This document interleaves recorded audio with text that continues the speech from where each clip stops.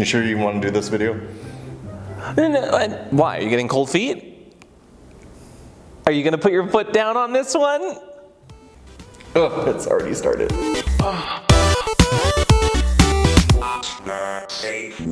Hello! Welcome back to What's Safeword? I'm Am. I'm Mr. Christopher. And today, we're talking about feet. I'm so excited. Now, if you're not into feet, it's okay. You don't need to be petty. And as someone who's not into feet myself, I've had a bunch of fractured toes and just feet issues in general. So anytime someone tries to touch my feet, it's just a total red flag for me. If you want to see him jump really high, just go for No. I used to be the same way. I was kind of ticklish, but now I've really gotten into having them massaged. If you really want to see him jump really high, just tickle him. No.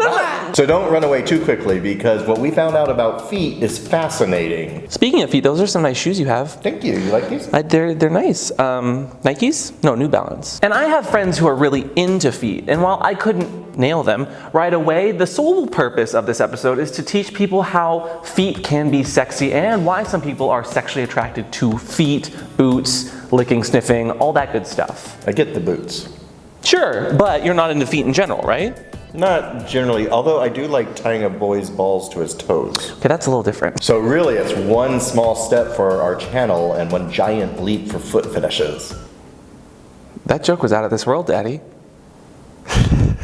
The journey of 1,000 puns all begins with one step. Tread lightly. So how did foot fetishes start? Where did it begin? The fetish itself is known as foot worship, foot partialism, and partialism is like the obsession over a certain body part, and also podophilia. Ooh, is that where they smoke pot? No, podophilia. Oh, pod. Like the term for foot matched with philia. They're putting a joint in their big toe. And in the book Sex Crimes and Paraphilia, it's documented to be the most sexualized fetish for a non-sexual object. And is more in men than in women. I was gonna say that. Wait, always stepping on my feet. Oh, Jesus. Other interests that follow in toe and foot fetishism is licking, sucking, being walked on by other feet. But also having a fascination with feet or shoes or just kind of the look and feel of them. And this can also include like the smells around feet or even the boots that people wear. It's kind of an all-encompassing fetish in that way. I've got lots of boys who like socks. So, and even Sigmund Freud considered foot binding a foot fetish where you bind the feet of wealthy women in China. Hey, when did you change your shoes? How did you even do that? And there's even a belief that foot fetishes were on the rise during major epidemics of sexually transmitted diseases.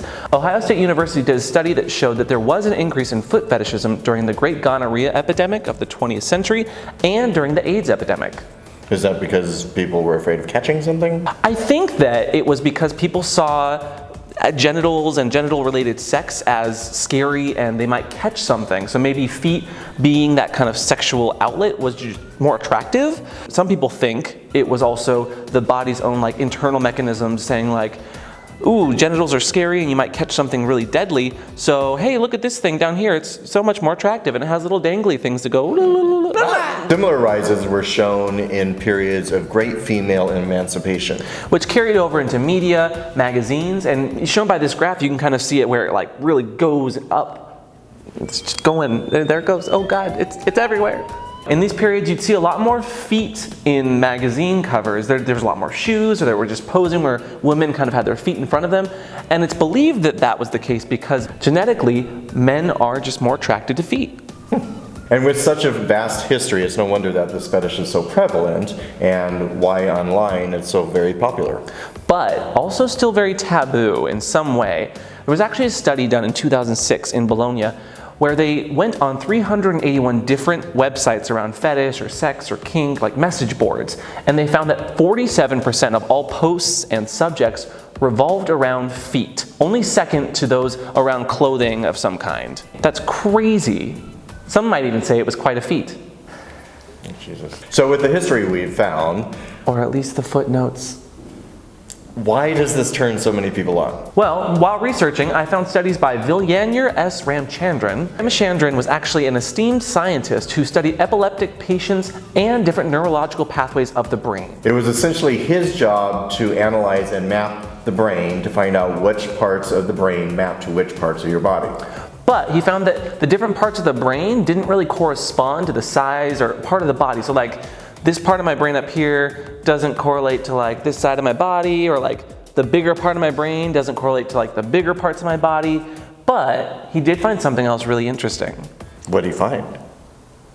Well, in his mappings, he actually explains why he thinks some foot fetishes have that fetish. Turns out, the mapping for our feet is right next to the mapping for our genitals in the brain. He even noted that people who had amputated feet would still derive pleasure from the feeling of the feet that were no longer there. Like a phantom limb. Woo! Amputated. Oh, this is not going to a good place. In a way, Freud even thought that the foot was kind of like a symbol, like the penis to some people. Like it was very powerful in a lot of ways. And it had the power to imprint on people via smell. And I can vouch for smells are powerful. Very powerful. Smells are... Smell daddy. No, oh, I can smell you from here. No, Smell my foot. No. Lots of people talk about the attraction to feet because of how dexterous and how much they can move, and they can look and feel like hands. They're very sensitive in that way. So it's no wonder that people like licking, sniffing, sucking, just touching or tickling them. That is, no, I don't know where that hand has been. Some even equate foot fetishes to just the fact that they're always hidden or inside socks and shoes, which make them more desirable, while others still will equate it, at least for the hetero men that are attracted to feet, to the fact that women like wearing nice shoes, high heels, and just show them off. Okay, where are you? How are you changing your shoes all these times? Those are nice shoes though. Where'd you get those? I know, aren't they? 5 inches? Yeah. 6? Yeah. Oh. So I don't know about you. I think feet, or at least the reason people are into feet, is really fascinating. It's not my thing, but like I can absolutely get why someone is attracted to a foot. I get it because I like boots.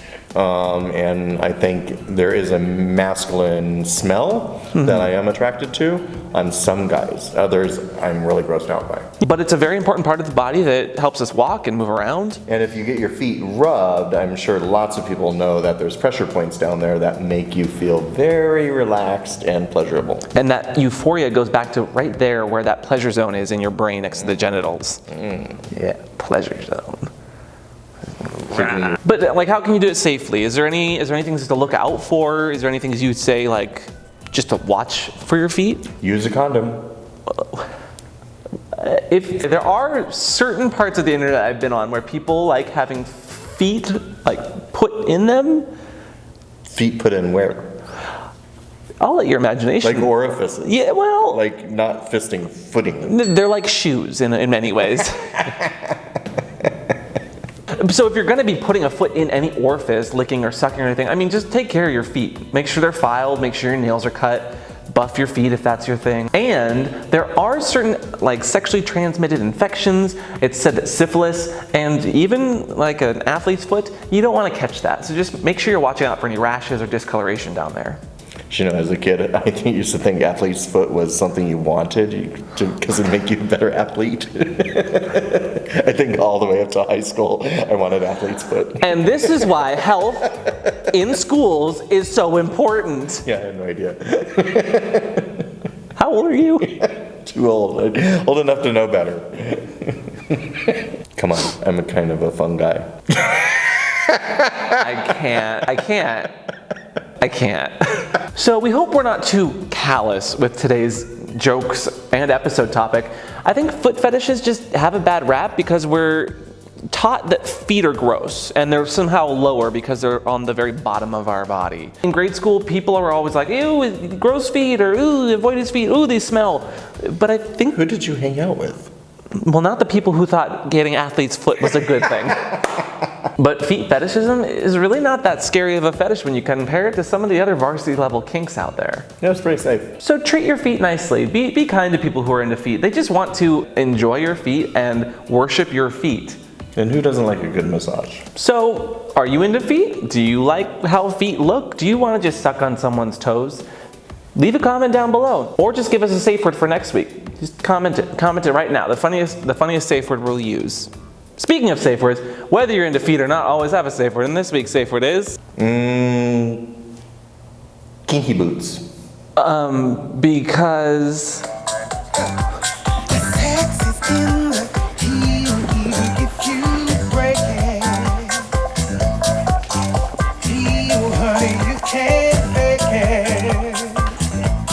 These smell awful. Are these yours? So if you like these videos, tap your heel gently on the like button. Ooh. And we'll see you guys next time on What's a Safe Word. Bye. Oh, ow. I should say I can get my foot higher. yes, you can. Which Daddy is very thankful for. I like it when it goes behind your ears. That's the best part.